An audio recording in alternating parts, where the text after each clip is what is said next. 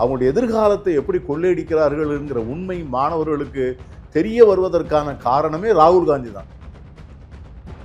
இன்னைக்கு வந்து ஒரு பாய்லிங் பாயிண்ட்டுக்கு வந்துருக்கு. இப்போ எப்படி இலங்கையில் வந்ததோ நேபாளத்தில் வந்ததோ அதை போல இளைஞர்களுடைய எழுச்சி தன்னெழுச்சி இது. ஸோ இது எல்லாத்தையும் சேர்த்து இந்த விஷயத்துல ஒன்னா போராடுறதுக்கு பதிலாக பிரிஞ்சிருக்காங்க அப்படின்னு நம்ம பார்க்கலாமா? மோடி வந்து எதிர்கட்சிகளை ஒன்றாக சேர விட மாட்டார். இல்லை, அவர் விடமாட்டாருங்கிறது நமக்கு தெரியும் சார். காங்கிரஸ் அதை ஒருங்கிணைக்க வேண்டிய கடமை இருக்குல்ல. காக்ரோச் பார்ட்டி மாணவர்களோடு காங்கிரஸ் கட்சி எந்த தொடர்பையும் வைத்துக் கொள்ளலை. காங்கிரஸ் கட்சி வந்து கெப்ட் எ டிஸ்டன்ஸ். ஏன்னா நீங்கள் வந்து பைரசியில் போட்டு நீங்கள் வந்து 1.5 கோடி பேர் அந்த படத்தை ஏற்கனவே பார்த்தாச்சு. அதனால் அந்த படம் வந்து ஓடாதுன்னு நினச்சாங்க. ஆனால் இப்போ வந்து அதுக்கு இருக்கிற ஆதரவை பார்த்தீங்கன்னா இளைஞர்களோட பார்வை தமிழ்நாடு அரசியலில் மாறி இருக்குன்னு நம்ம பார்க்கலாம். ஆகவே இது அவருடைய கடைசி படம். அதை ஒரு நாள் செலிப்ரேஷன். படம் பார்க்கறதுக்கு 3 மணி நேரம் பர்மிஷன் கேட்கணும்னு ஒரு அமைச்சர் சொல்றாங்க. ஃபர்ஸ்ட் டே ஃபர்ஸ்ட் ஷோ போக முடியாது அப்படின்னு ஒரு அமைச்சர் சொல்றாங்க. ஒரு நாள் 2 மணி நேரம் மந்திரி சினிமா பார்த்தாரு, அதனால அவர் தகுதி இல்லாத, அதெல்லாம் சொல்ல முடியாது சார்.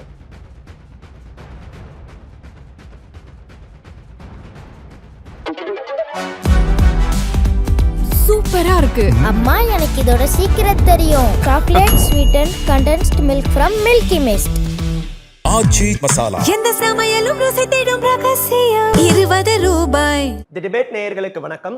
சிறப்பு நேர்காணலில் இன்று நம்மோடு இணைகிறார் தமிழ்நாட்டின் மூத்த அரசியல்வாதியும் காங்கிரஸ் கட்சியை சேர்ந்தவருமான திருமிகு பீட்டர் அல்போன்ஸ் அவர்கள். சார் வணக்கம் சார், எப்படி இருக்கீங்க சார்? டெல்லியில கடந்த 20 நாட்களுக்கு மேலாக நீட் தேர்வு வினாத்தாள் கசிவில் ஏற்பட்ட அந்த விவகாரம் தொடர்பாக தொடர்ந்து போராடிட்டு வந்ததையும் நம்ம பார்த்துட்டு இருந்தோம். இளைஞர்கள் தன்னெழுச்சியா போராட்டத்திலையும் ஈடுபட்டிருந்தாங்க. ஜந்தர் பந்தர்ல பேரணியா போன இளைஞர்கள் மீது தடியடி தாக்குதல் நடத்தப்பட்டு கண்ணீர் புகை குண்டுகள் வீசப்பட்டதையும் நம்ம தொடர்ந்து பார்த்தோம். காவல்துறையினுடைய அத்துமீறல் அப்படின்னு விமர்சிச்சுட்டு வராங்க. எதிர்க்கட்சி தலைவர் ராகுல் காந்தி அவர்களும் நேற்று முன்தினம் கைது செய்யப்பட்டிருந்தாங்க. இந்த அணுகுமுறையை எப்படி பாக்குறீங்க சார்? இதற்கு தீர்வு கொண்டு வரதுக்கான முயற்சியை என்ன பாக்குறீங்க சார்? இல்லை, அதாவது மோடி அரசு கடந்த 12.5 ஆண்டுகள் 13 ஆண்டுகளாக பொதுமக்களுடைய நியாயமான கோரிக்கைகள், அவர்களுடைய நியாயமான அவருடைய தேவைகள், இவற்றை வெளிக்கொணர்வதற்காக சிவில் சொசைட்டிஸ், அதாவது குடிமை சமூகம் என்று நாம் வந்து தமிழில் சொல்லுவோம். அதாவது அரசியல் கட்சிகள், முழு நேர அரசியல், ஆளுங்கட்சி, எதிர்கட்சி, இவைகள் அல்லாமல் வந்து குடிமை சமூகங்களுடைய பிரதிநிதிகள், தன்னார்வ தொண்டு நிறுவனங்கள், சமூக ஆர்வலர்கள், இவர்களெல்லாம் வந்து எந்த விதமான அரசியல் ஆதாயங்களை எதிர்பார்க்காமல் ஒரு எலெக்ஷனில் ஜெயிக்கணும், ஒரு மந்திரி ஆயிரணும், எம்எல்ஏ ஆயிரணும், மக்கள் செல்வாக்கு பெற்றுவிடணும் அப்படிலாம் இல்லாமல் ஒரு பொதுநல நோக்கோடு ஒரு போராட்டத்தை முன்னெடுக்கின்ற எந்த கட்டமாக இருந்தாலும் சரி, அதாவது ஒரு குழு, விவசாயிகள் இருக்காங்க, நெசவாளர்கள் இருக்கிறாங்க, மாணவர்கள் இருக்கிறாங்க, தொழிலாளர்கள் இருக்கிறாங்க, இவர்கள் யாரும் தங்களுடைய உரிமைகளுக்காகவோ இல்லை ஒரு பொது நலத்தினுடைய ஒரு முக்கியமான ஒரு கோரிக்கைக்காகவோ அல்லது அரசாங்கம் வந்து அத்துமீறி செயல்படுகிறது, அரசாங்கத்தின் செயல்பாடுகள் தவறு என்று சுட்டி காட்டுவதற்காகவோ நடந்துகின்ற எந்த போராட்டத்தையும் மோடி அரசு அனுமதிப்பதில்லை.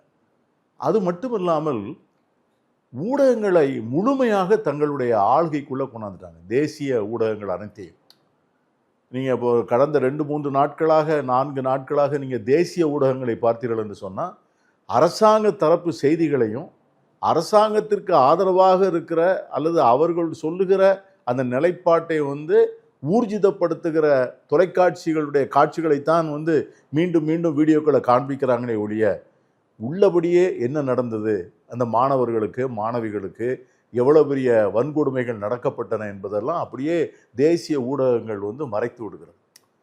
ஸோ இது வந்து ஒரு 12 ஆண்டுகள் வந்து ஒரு கொஞ்சம் கொஞ்சமாக வந்து இன்றைக்கி வந்து ஒரு பாய்லிங் பாயிண்ட்டுக்கு வந்திருக்கு. இப்போ எப்படி இலங்கையில் வந்ததோ, நேபாளத்தில் வந்ததோ, பங்களாதேஷில் வந்ததோ, அதை போல் இளைஞர்களுடைய எழுச்சி தன்னெழுச்சி இது. இதற்கு பின்னால் வந்து எந்த அரசியல் கட்சியும் இல்லை, இவர்களுக்கு பின்னால் எந்த அமைப்பும் இல்லை. இவர்கள் வந்து தங்களுடைய எதிர்காலத்தை பற்றி அச்சப்பட்டவர்களாக, எதிர்காலம் வந்து தங்கள் கண் முன்னாலேயே வந்து கொள்ளையடிக்கப்படுவதை அவர்களால் தாங்கிக் கொள்ள முடியல.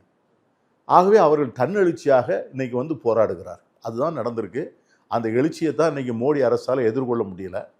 இதை வந்து அந்த எழுச்சி வந்து அந்த உண்ணாவிரதம் ஆரம்பித்த உடனே இந்த அரசு மோடி அரசு செவிசாய்த்து அதனுடைய பேச்சுவார்த்தை நடத்தியிருந்தா இந்த வன்முறைகளை எல்லாம் தவிர்த்திருக்க முடியும். ஆனால் அவர்கள் வந்து அதை தவறவிட்ட காரணத்தினால இன்னைக்கு தேசம் இவ்வளோ பெரிய ஒரு கொந்தளிப்பை வந்து சந்திக்கிறது. இல்ல இது மாணவர்களோட தன்னெழுச்சி அப்படிங்கிறத தாண்டி இதுல அரசியல் காரணங்கள் இருக்கு. அரசியல்ல பின்புலத்துல இருந்து இயக்குறாங்க. குறிப்பா காங்கிரஸ் மேலேயும் அவங்க குற்றச்சாட்டை வைக்கிறாங்கல்ல சார். ஏன்னா 20 நாட்களா இப்படி ஒரு உண்ணாவிரத போராட்டம் நடந்துட்டு இருக்கு. அப்பெல்லாம் வந்து ஆதரவு தெரிவிக்காத ராகுல் அவர்கள், காங்கிரஸ் அவர்கள் இந்த போராட்டத்திற்கு பிறகு அதுவும் ஜந்தர் மந்தர்ல இல்லாம மோடி அவர்கள் இல்லம் இருக்கக்கூடிய பகுதியில வந்து ஒரு ஆர்ப்பாட்டத்தை செய்யறாங்கன்னா இது ஒரு அட்டென்ஷன் சீக்கிங்காக தான் பண்றாங்களே தவிர மாணவர்கள் பிரச்சனைக்கு குரல் கொடுக்கிற மாதிரியான விஷயமா இல்லை அப்படின்னு குற்றச்சாட்டு வைக்கிறாங்களே. நீங்க சொன்னது வந்து இந்த போராட்டம் வந்த உடனே ராகுல் காந்தி அந்த உண்ணாவிரதம் நடத்துகிற ஸ்பாட்டுக்கு பேர்ந்திருப்பாருன்னு வச்சுங்க, அது நீங்கள் சொல்கிறது உண்மையாக இருந்திருக்கலாம். அந்த உண்ணாவிரதம் வந்து சோனம் வாங்சேக்கு வந்து ஆரம்பிக்கும் போது அதில் வந்து காங்கிரஸ் கட்சி சம்மந்தப்பட்டு கொள்ளவே இல்லை. ஏன்னா அது ஒரு தன்னார்வலர், ஒரு என்ஜிஓ, ஒரு சமூக ஆர்வலர். அவர் வந்து உண்ணாவிரதம் இருக்கிறாரு, மாணவர்கள் போராடுகிறார்கள். ஆகவே தான் அந்த காக்ரோச் பார்ட்டி மாணவர்களோடு காங்கிரஸ் கட்சி எந்த தொடர்பையும் வைத்துக் கொள்ளலை. அப்படியாக அவர்களை தூண்டி விடுவதுங்கிற குற்றச்சாட்டு வந்ததுன்னா ஆம் ஆத்மி கட்சிக்கு தான் வந்திருக்கணும். அவங்க தான் அவங்கள போய் பார்த்தாங்க, அவங்கள்ட்ட அடிக்கடி தொடர்பு கொண்டு இருந்தாங்க. காங்கிரஸ் கட்சி வந்து கெப்ட் எ டிஸ்டன்ஸ். ஓகே, ஏன்னா நீங்கள் சொல்கிற குற்றச்சாட்டு வந்துடக்கூடாது. மாணவர்கள் மாணவர்களாக போராடட்டும், தன்னார்வலர்கள் தன்னார்வலர்களாக போராடட்டும். காங்கிரஸ் கட்சியினுடைய அந்த இயக்கம் வந்து வேற. அவர் வந்து இதை வந்து நீட் முறைகேடுகளை பற்றி, அரசாங்கம் நடத்துகின்ற வேலை வாய்ப்புகளுக்காக, இந்த அனுமதிகள், காலேஜ் அட்மிஷனுக்காக நடத்துகிற தேர்வுகளிலே உள்ள குளறுபடிகளை பற்றி ராகுல் காந்தி அவர்கள் ஓராண்டாக பேசி கொண்டிருக்கிறார். அவர் வந்து ஏற்கனவே வந்து ராஜஸ்தானில் கோட்டாவில் போய் பேசி ஒரு பெரிய ஆயிரக்கணக்கான மாணவர்கள் திரளுகிற இடத்துல பேசினார். டோராடூனில் போய் பேசினார். அதிலலாம் வந்து அரசியல் அது வந்து காங்கிரஸ் கட்சி நடத்திய அரசியல் நிகழ்ச்சி. அதில் மாணவர்களை நாங்கள் சேர்க்கலை. மாணவர்கள் வந்து நிறைய லட்சக்கணக்கான இளைஞர்களும் மாணவர்களும் கூடிய இடத்துல ராகுல் காந்தி பேசினார். இந்த இடத்துல வந்து இந்த மாணவர்கள் தாக்கப்பட்ட பிறகுதான் காங்கிரஸ் போகிறது. அந்த தன்னுடைய நம்ம பிள்ளைங்களை, நம்ம டாட்டர்ஸ் அண்ட் சன்ஸ் அதை இப்படி காயப்பட்டு கிடப்பதை வந்து காங்கிரஸ் கட்சி பார்த்து கொண்டு, எதிர்கட்சியினுடைய தலைவர் அவர், காங்கிரஸ் கட்சியுடைய தலைவர் மட்டுமல்ல, தேசத்தினுடைய எதிர்கட்சி தலைவர். பாராளுமன்றம் நடந்து கொண்டு இருக்கிறது, அதனுடைய கவனத்திற்கு கொண்டு வருவதற்காக வேண்டி 3 நாள் கேட்குறாங்க, டிஸ்கஷன் கேட்குறாங்க, அதுக்கும் ஒத்துக்கலை. ஸோ அதற்கு பிறகுதான் ராகுல் காந்தி அவர்கள் வருகிறார். இந்த காக்ரோச் ஜனதா பார்ட்டியினர் இந்த முன்னெடுப்பை எடுத்து தொடர்ந்து போராட்டம் நடத்திட்டு இருக்காங்க. நீங்க குறிப்பிட்ட மாதிரி காங்கிரஸ் ஒரு வலிமையான எதிர்க்கட்சியாகவும் இப்ப நாடாளுமன்றத்தில் இருக்காங்க. இந்த முன்னெடுப்பை காங்கிரஸ் ஏன் இதற்கு முன்னாடி தீவிரமா இப்படி ஒரு விஷயத்துல இறங்கல சார்? காங்கிரஸ் எடுத்துக்கொண்டு தானே இருந்தது. அதுதான் நான் சொன்னேன். நீங்கள் வந்து இந்த நீட் தேர்வினுடைய முறைகேடுகளை பற்றி அதாவது காங்கிரஸ் கட்சியில் இப்போ நாங்களே பார்த்தீங்கன்னா, தமிழ்நாட்டிலே பார்த்தீங்கன்னா கடந்த 10 தினங்களுக்கு முன்னால் தமிழ்நாடு காங்கிரஸ் கட்சி தலைவர் மாணிக்கம் தாகூர் வந்து தமிழ்நாட்டில் நீட்னால சூசைட் பண்ண பிள்ளைங்க வீட்டுக்கெல்லாம் வந்து நாங்கள் போயிட்டு வந்தோம். போயிட்டு எங்கள் நாடாளுமன்ற உறுப்பினர்கள் போயிட்டு எங்களால் ஏண்ட அந்த குடும்பத்திற்கு ஏண்ட உதவிகளையும் செஞ்சுட்டு அவங்களுக்கு ஆறுதல் சொல்லிட்டு வந்தோம். ராகுல் காந்தி அவர்கள் அந்த இறந்த குடும்பங்களினுடைய வீடுகளெல்லாம் போய் பார்த்தார். அதுக்கு பிறகுதான் அந்த இயக்கம் தோணுது. அவங்கள்ட்ட வந்து என்ன நடக்குதுங்கிறது அந்த மாணவர்களுக்கு தெரியல. How there future is looted, அவங்களுடைய எதிர்காலத்தை எப்படி கொள்ளையடிக்கிறார்கள்ங்கிற உண்மை மாணவர்களுக்கு தெரிய வருவதற்கான காரணமே ராகுல் காந்தி தான். அவர் தான் வந்து இந்த நீட் தேர்வில் இருக்கிற குளறுபடிகளை முதலிருந்து சொல்லிக்கிட்டே இருக்கிறாரு. அந்த அமைச்சர் பிரதான் வந்து ராஜினாமா பண்ணணும்னு முதல்ல கேட்டவர் ராகுல் காந்தி தான். அதை திரும்ப கேட்டு அக்கௌண்டபிலிட்டி வேணும். ஏன்னா 126 முறை வந்து லீக் ஆயிருக்கு. ஸோ அதுக்கு யாராவது ஒருத்தர் பொறுப்பேற்கணும் அல்லவா? பொறுப்பேற்க முடியாத ஒரு ஜனநாயகம் என்ன ஜனநாயகம்? இல்ல அதுக்கும் உங்களே காங்கிரஸே தானே சார் குற்றம் சொல்றாங்க. காங்கிரஸும் அதனுடைய கூட்டணி கட்சிகளும் ஆளக்கூடிய மாநிலங்கள்ல தான் வினாத்தாள் கசிவு அதிக தடவை ஏற்பட்டிருக்கு. இது என்ன, அதாவது நட்டா அவர்கள் இந்த இல்ல இன்னும் இவர் என்னன்னா, நம்முடைய மோடிக்கு வந்து ஒரு மைண்ட் செட் வந்து அவருக்கு அப்படி, அவர் இன்னும் அவருடைய தோல்விகளுக்கு ஜவஹர்லால் நேருவை தான் சொல்லிக்கிட்டு இருக்காரு. ஜவஹர்லால் நேரு மறைந்து அது வந்து இப்போ இன்னைக்கு எத்தனை வருஷம் ஆச்சு, எத்தனை நாள், இவர் 12 வருஷமா ஆட்சியில் இருக்கார். இப்பொழுதும் என்ன குறைனாலும் உடனே ஜவஹர்லால் நேரு காரணம், இந்திரா காந்தி காரணம், காங்கிரஸ் காரணம்.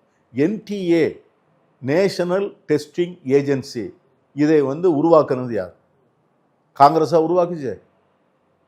அந்த நேஷனல் டெஸ்டிங் ஏஜென்சி இருக்கு பார்த்தீங்களா, இது வரைக்கும் அதுக்கு வந்து ஃபுல் டைம் CO கிடையாது.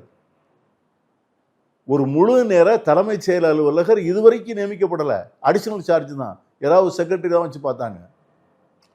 ஸோ தொடர்ந்து ஒவ்வொரு நீட் தேர்வும் லீக் ஆகும்போது நீங்கள் வந்து எத்தனை மாணவர்களுடைய எதிர்காலம் வந்து பாதிக்கப்படுகிறது.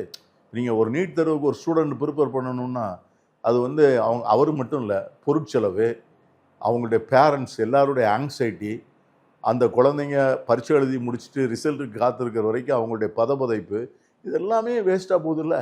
அப்போ அதுக்கு யார் அக்கௌண்டபிள்? காங்கிரஸ் அக்கௌண்டபிளா? ராகுல் காந்தி ராஜினாமா பண்ணணுமா? மோடி பேசுவதில் கொஞ்சம் கூட சென்ஸ் இல்லையே. Is argument is not sensible, neither reasonable நார் லாஜிக்கல். அதே போல இப்ப எதிர்க்கட்சியா காங்கிரஸ் இப்ப இருக்காங்க நாடாளுமன்றத்துல.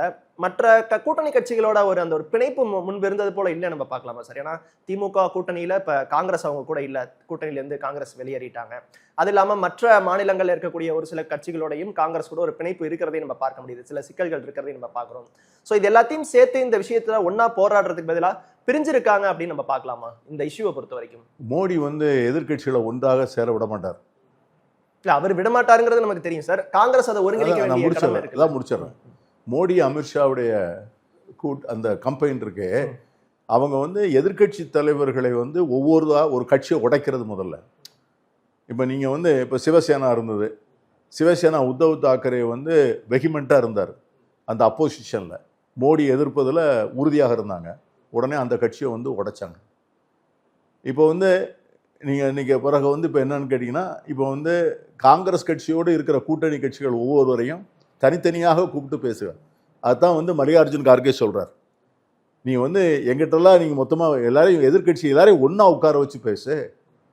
இப்போ வந்து நீங்கள் வந்து நாளைக்கு வந்து டீலிமிட்டேஷன் வருது, ரிசர்வேஷன் வருது, நீங்கள் எதிர்கட்சிகளெல்லாம் ஒன்றாக கூப்பிட்டு உட்கார வச்சு பேசினா தானே எந்தெந்த கட்சிக்கு என்னென்ன நிலைப்பாடுன்னு தெரியும். இவர்கள் என்ன செய்கிறார்கள்னா ஒருத்தரையாக தனியாக கூப்பிட்டு உங்களுக்கு என்ன செய்யணும், அதை உங்களுக்கு நாங்கள் இப்படி செஞ்சு கொடுக்குறோம். இந்த டீலிமிட்டேஷன் கேஸில் இது வரைக்கும் மெயின் அப்போசிஷன் வந்து காங்கிரஸ் பார்ட்டி இந்த பார்லிமெண்ட். ஆனால் அந்த டீலிமிட்டேஷன் மகளிர் ரிசர்வேஷனில் எல்லாரையும் தனியாக அழைச்சி பேசிட்டாங்க ஒவ்வொரு கட்சியாக. ஆனால் காங்கிரஸை இன்னும் கூப்பிடலை. காங்கிரஸை வந்து தனிமைப்படுத்த நினைக்கிறாங்க. காங்கிரஸோடு யாராவது ஒரு அரசியல் ரீதியாக தொடர்பு வைத்தால் அவர்களை மிரட்டுகிறார்கள். அந்த அளவுக்கு வலிமை இழந்து இருக்கா சார் இந்தியா கூட்டணி? என்னது அவங்க மிரட்டனா, அவங்க மிரட்டலுக்கு அடிபணிஞ்சு போற அளவுக்கு இந்தியா கூட்டணி என்ன சொல்றேன், இன்னைக்கு வந்து ஒவ்வொரு கட்சிக்கும் பல்வேறு நெருக்கடி. இப்போ இன்னைக்கு வந்து ஒரு காலத்தில் மாயாவதி ஃபயர் பிராண்ட் லீடர். இன்னைக்கு என்ன ஆச்சு மாயாவதிக்கு? இன்னைக்கு வந்து சந்திரபாபு நாயுடு இதே நீட்டை எதிர்த்தவர் தான், இதே டீலிமிட்டேஷனை எதிர்த்தவர் தான். இன்னைக்கு சந்திரபாபு நாயுடு வாய் மூடி மௌனியாக இருக்கிறார். ஏன்? ஆந்திராவில் வந்து ஜெகன் சந்திரபாபு நாயுடுக்கு எதிரி, ஆனால் மோடிக்கு நண்பர். ஏன்னா அவர் மேலே 14,000 கோடிக்கு வந்து சிபிஐ போட்ட வழக்கு இருக்குது. இதை போல வந்து ஒவ்வொரு பலவீனங்கள். நேற்று வந்து சரத்பவாரை கூட்டு போய் பிரதமரே வெளியே வந்து கையை பிடிச்சி கூட்டு போகிறாரு. உங்களுக்கு என்ன வேணும்னு கேட்குறாரு. அவங்க குடும்பத்துக்குள்ளே ஏகப்பட்ட சிக்கல். ஏற்கனவே அவருடைய சகோதரருடைய மகன் அஜித் பவார் இறந்து போனார். அந்த அம்மா வந்து அவருடைய மனைவி வந்து டேக் ஓவர் பண்ணியிருக்காங்க. அவங்க கட்சிக்குள்ளே பெரும் குழப்பம். அவங்க தனியாக பட்னாவிஸ்ட்டை போய் பேசிகிட்டு இருக்கிறாங்க. சரத்பவார் கட்சி அதையும் இணைக்கணுமான்னு பேசுகிறாங்க. சரத்பவார் கட்சிக்குள்ளே இருக்கிறவங்களுக்கே வந்து அங்கே போய் சேர்ந்துட்டா 2 மந்திரி கிடைக்கும்னு நினைக்கிறாங்க. ரெண்டாவது, ஒரு விதிகளை பின்பற்றுவதில்லை. ஒரு கட்சி வந்து உடைகின்ற போது, மம்தா பானர்ஜியினுடைய கட்சி திரிணாமுல் கட்சி உடைகின்ற போது உடனே அவங்கள வந்து எந்த விதமான முகாந்திரமும் இல்லாமல் உடனே அதை தனி கட்சியாக நீங்கள் அங்கீகரிக்கிறீங்க. சிவசேனா கட்சியிலேருந்து வந்தவங்களை தனி கட்சியாக பாராளுமன்றத்துக்குள்ளே அதெல்லாம் எப்படி அங்கீகரிக்க முடியும்? ஸோ இந்த மாதிரி ஒரு செயல்பாடுகளில் மோடி அரசு தொடர்ந்து ஈடுபடுவதால் எதிர்கட்சிகளை வந்து ஒன்றிணைப்பதில் மிகப்பெரிய சிரமம் இருக்கிறது. மிகப்பெரிய சிரமம் இருக்கிறது. ஓகே, ஆமாம். அதுக்காண்டி காங்கிரஸ் தன்னுடைய போர்க்குணத்தை விட்டு விடாது. நாங்கள் போராடுவோம். ஓகே. தமிழ்நாட்டில் அதே போல இப்போ ராகுல் காந்தி அவர்கள் அங்கு கைது செய்யப்பட்ட பிறகு, இந்த பிரச்சனைக்கு 2 நாட்களுக்கு பிறகு முதலமைச்சர் அவர்கள் தன்னுடைய கட்சியினுடைய ட்விட்டர் பக்கத்தில் கண்டனம் தெரிவிச்சிருக்காங்க. ஆனால் அந்த கண்டனத்தில் எந்த இடத்துலயோ ஒரு பாஜக அல்லது பிரதமர் மோடி அவர்கள் அல்லது மத்திய கல்வி அமைச்சர் பிரதான் அவர்கள் தடியடி, அத்துமீறல், இந்த மாதிரியான வார்த்தைகள் எதுவுமே நம்ம பார்க்க முடியல. ரொம்ப ஒரு சாஃப்ட் கார்னராகவே தான் இன்னும் பாஜகவை எதிர்த்துட்டு இருக்காங்களா இப்போ இருக்கக்கூடிய தாவை? இதெல்லாம் பெர்செப்ஷன்.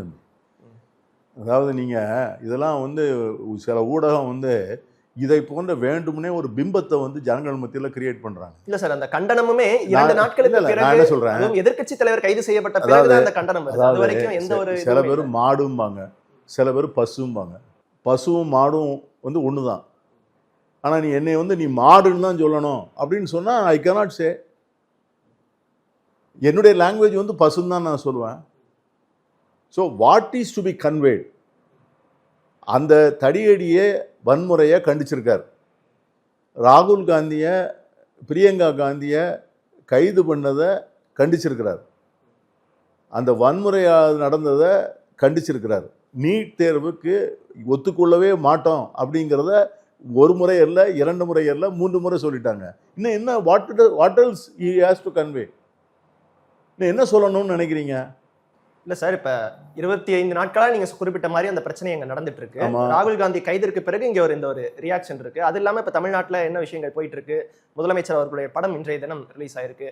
தமிழ்நாட்டிலையும் இந்த காக்ரோச் ஜனதா பார்ட்டியினர், எஸ்எஃப்ஐ அமைப்பை சேர்ந்த இளைஞர்கள் போராட்டம் நடத்தினா அவங்களும் கைது செய்யப்படுறாங்க. மத்தியில என்ன மாதிரியான ஒரு அணுகுமுறை நடக்குதோ அதே தான் இங்க மாநிலத்திலையும் செய்யறாங்க காவல்துறை அப்படிங்கிற ஒரு குற்றம். நீங்க 2 விதமா பார்க்கணும். அரசாங்கம் ஒன்று, கட்சி வேறு. தாவேகா கட்சி என்பது அதனுடைய நிலைப்பாடு ஒன்று. தமிழ்நாடு முதலமைச்சர்னா அதுக்கு ஒரு நிலைப்பாடு ஒன்று. இன்னைக்கு எந்த போராட்டத்தையும் அவர் வந்து முதலமைச்சர் என்கிற முறையில் தான் அணுக முடியும்.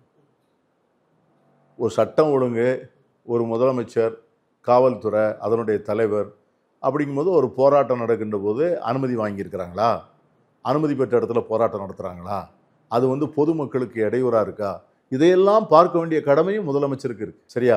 ஆகவே நீங்கள் வந்து முதலமைச்சருடைய கட்சியினுடைய அரசியல் நிலைப்பாட்டுக்கு ஆதரவாக நான் போரிடுகிறேன், நான் வந்து போராட்டம் நடத்துகிறேன்னு சொல்லி மவுண்ட் ரோட்டில் 2000 பேர் வந்தாங்கன்னு வச்சுங்க. இப்போ நீங்கள் வந்து அதே வந்து இப்போ நீங்கள் பெங்களூரில் இருக்கீங்கன்னு வச்சுங்க, கர்நாடகா காங்கிரஸ் கவர்மெண்ட் இருக்குது.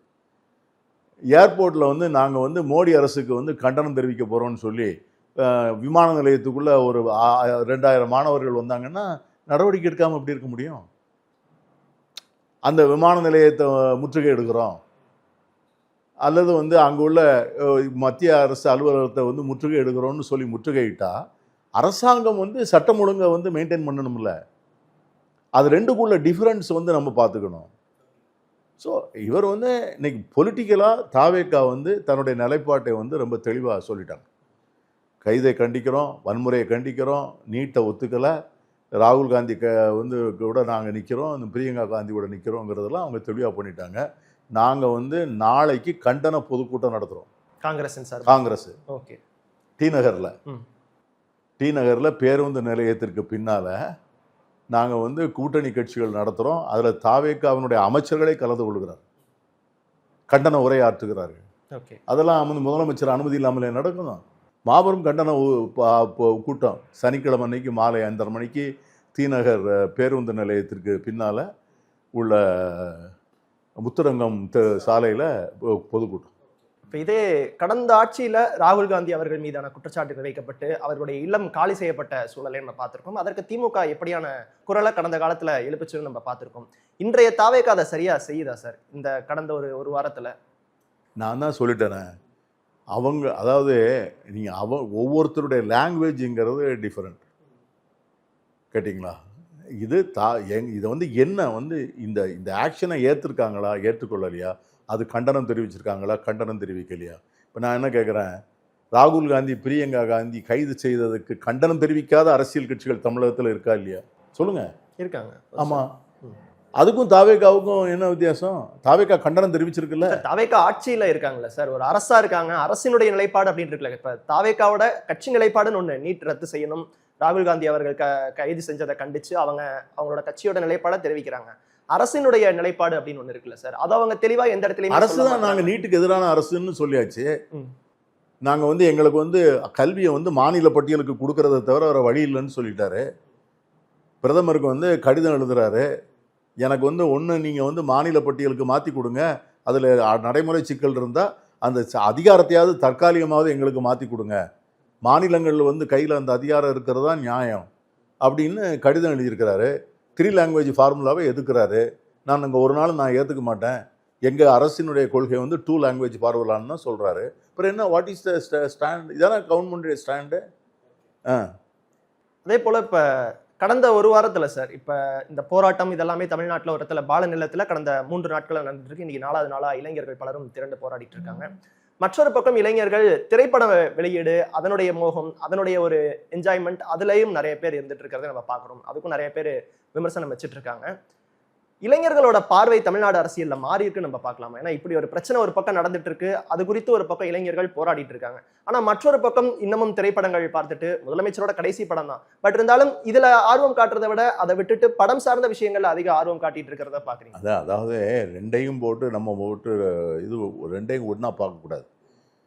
இப்போ வந்து ஒரு ஒரு ஒரு இந்த ஒரு ஒரு நிகழ்வு வந்து அந்த கட்சி வந்து இன்றைக்கி வந்து அவர் சிஎம் விஜய் அவர்களை வந்து ஒரு திரைப்பட நடிகராக அவர் உலா வந்து ஒரு மோஸ்ட் பாப்புலர் சினி ஸ்டார், அதனால் வந்து அவருக்கு ஒரு பெரிய ஃபேன் ஃபாலோயிங். அந்த ஃபேன் ஃபாலோயிங்கினுடைய ஆதரவு அவங்கள வந்து அரசியல் வயப்படுத்தி தான் அவர் இந்த ஆட்சியவே பிடிச்சிருக்கிறார். தன்னுடைய ரசிகர்களை அரசியல்மயமாக்கி அரசியல் வயப்படுத்தி அவர்களை வந்து கொஞ்சம் கொஞ்சமாக நகட்டி ஒரு 25-30 வருஷத்தில் அவங்கள கொண்டாந்து வச்சு தான் அவர் வந்து ஆட்சியை பிடிச்சிருக்கிறாரு இன்றைக்கி.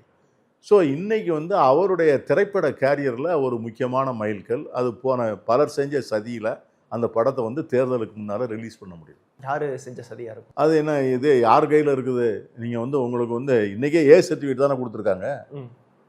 இப்போ நீங்கள் ஏற்கனவே சர்டிஃபிகேட் கொடுத்து வெளிவந்த படத்துக்கு இந்த இதில் வந்து சர்டிஃபிகேட் ஏதாவது அந்த படத்துக்கு இடைஞ்சல் பண்ணணும், அவ்வளோதான். நீங்கள் வந்து பைரசியில் போட்டு நீங்கள் வந்து 1.5 கோடி பேர் அந்த படத்தை ஏற்கனவே பார்த்தாச்சு.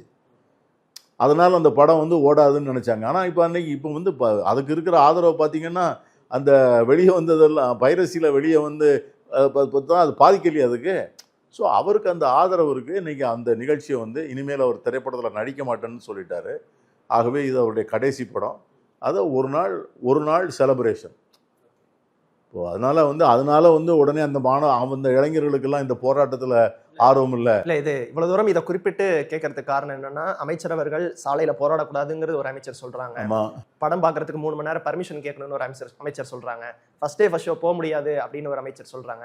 ஸோ இந்த மாதிரியான விஷயங்களை பிரச்சனைகளை அட்ரஸ் பண்றதை விட்டுட்டு இந்த நேரத்தில் இதுல ஒரு தீவிர கவனம் செலுத்துறது அரசுக்கு ஒரு குறைபாடாக தான் சார் வைப்பாங்க. நான் இது என்னன்னு சொல்றேன், இதை வந்து ஒரு மணி நேரம் 2 மணி நேரம் போயிடுறதுனால பிரதமர் ஊர்லேயே இருக்கிறது இல்லை சார்.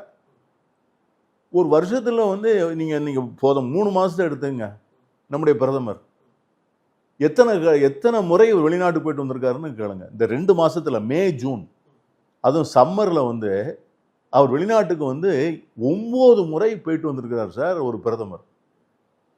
இதனாலலாம் வந்து உங்களுக்கு வந்து தேசத்தினுடைய கவனம் திசை திரும்ப. அப்போல்லாம் ஒன்றும் கேட்க மாட்டேங்கிறீங்க. இந்த ஊடகங்கள் வந்து அதெல்லாம் கேள்வி கேட்க வேண்டாமா? இது ஒரு நாள் இது வந்து அவங்க ஏற்கனவே இந்த நிகழ்வுலாம் நடப்பதற்கு முன்னாலே திட்டமிடப்பட்ட நிகழ்ச்சி. அந்த படம் ரிலீஸ் பண்ணியிருக்கிறாங்க. அது மூலம் தியேட்டர் புக் ஆகணும். நிறையா கமர்ஷியல் இன்ட்ரெஸ்ட் இருக்குது. அதில் முதலீடு பண்ணவங்க ஏராளமான பேர் இருக்காங்க. முதலீடு பண்ணவங்கெல்லாம் நஷ்டத்தில் போயிட முடியாது. அந்த ரசிகர்களை வந்து உற்சாகப்படுத்தினா தான் அந்த முதலீட்டை வந்து எடுக்க முடியும். ஏற்கனவே 1000 கோடி ரூபா ப்ராஜெக்டுன்னு சொல்கிறாங்க, லாஸ்ன்னு சொல்கிறாங்க. ஸோ இதெல்லாம் தான் பார்க்கணுமே ஒழிய ஒரு நாள் 2 மணி நேரம் மந்திரி சினிமா பார்த்தாரு அதனால் அவர் தகுதி இல்லாத அதெல்லாம் சொல்ல முடியாது சார். அப்படிலாம் வந்து சொன்னால் பிரதமருக்கு என்ன குவாலிஃபிகேஷன் இருக்குன்னு கேட்குறேன்னா. சார் அதே போல் பாஜக எதிர்ப்பை விஜய் நிரூபிச்சிட்டாரு, இனிமேல் அதுக்கான கிரெடிட்ஸை திமுக எடுத்துக்க முடியாது அப்படின்னு முன்னாள் மாநில காங்கிரஸ் தலைவர் KS அழகிரி அவர்கள் சொல்லியிருக்காங்க. சார் திமுக அந்த பாஜக எதிர்ப்பை கை விட்டுருச்சா சார்? எப்படி பார்க்குறீங்க? கைவிட முடியாது, கைவிடக்கூடாது. திமுக பாஜக எதிர்ப்பை கைவிடவும் முடியாது, கைவிடவும் கூடாது. அதுதான் என்னுடைய ஸ்டாண்ட். ஏன்னா அது வந்து திஸ் இஸ் நாட் வந்து என்னுடைய ஒரு அரசியல் மாணாக்கரான். தமிழக அரசியலை மட்டுமில்லை, அகில இந்திய அரசியலை பல ஆண்டு காலம் ஒத்து பார்த்து கொண்டு இருக்கிறவனா திமுகங்கிற கட்சிக்கு வந்து சில அடிப்படையான அம்சங்கள் இருக்குது. அவங்களுடைய டிஎன்ஏ அது வந்து ஒரு பாசிச எதிர்ப்பு, மதவெறி எதிர்ப்பு, சமூக நீதிக்கு ஆதரவு, ரெண்டாவது வந்து ஒன்றுபட்ட வேற்றுமையில் ஒற்றுமை காணும் ஒரு கலாச்சாரத்தை ஊக்குவிக்கிறது, மதச்சார்பின்மை, இதெல்லாம் வந்து அந்த கட்சியினுடைய டிஎன்ஏ. அதெல்லாம் விட்டுட்டு ஒரே நாளில் வந்து அவங்க விட்டுட்டாங்கன்னா அவங்களுடைய அடையாளங்களே தொலைஞ்சு போகும். ஸோ அதனால் அவங்க விட மாட்டாங்கன்னு தான் நான் நினைக்கிறேன். அப்படி விடக்கூடாது. விட்டால் அது திமுகவுக்கு நல்லதும் அல்ல. அதே போல இன்னும் ஒரு ஸ்டேட்மெண்ட் சார்.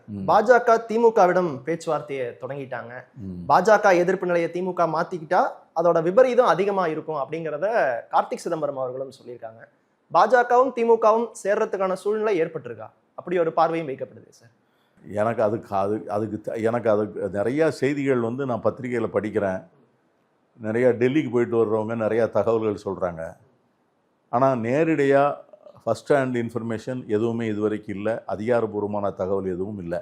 அப்படி வந்து பாஜகவோடு நெருக்கமாக போகக்கூடிய ஒரு சூழ்நிலை திமுகவுக்கு வரக்கூடாதுன்னு தான் நான் நினைக்கிறேன். வந்தால் நான் ஏற்கனவே சொன்னது தான், பாஜகவோடு வைத்துக் கொள்கிற எந்த நெருக்கமும் அவங்களுடைய கொள்கை அடையாளங்களை வந்து அழித்துவிடும்.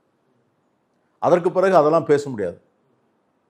அதற்கு பிறகு மதச்சார்பின்மை பேச முடியாது, சமூக நீதி பேச முடியாது, மாநில உரிமைகள் பேச முடியாது, கூட்டாட்சியினுடைய தத்துவத்தை பற்றி பேச முடியாது. அதெல்லாம் பேச முடியாது.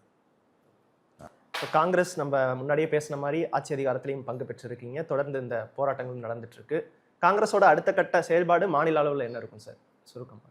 மாநில அளவில் வந்து நிறைய மாநிலத்தினுடைய முன்னேற்றம், வளர்ச்சி, அதற்கான செயல் திட்டங்களை வந்து தாவேக அரசு முன்னெடுக்கின்ற போது அதற்கு முழுமையான ஆதரவை கொடுப்போம். தாவேக அரசினுடைய முற்போக்கான நடவடிக்கைகள் அவற்றுக்கெல்லாம் காங்கிரஸ் கட்சி துணை நிற்கும்.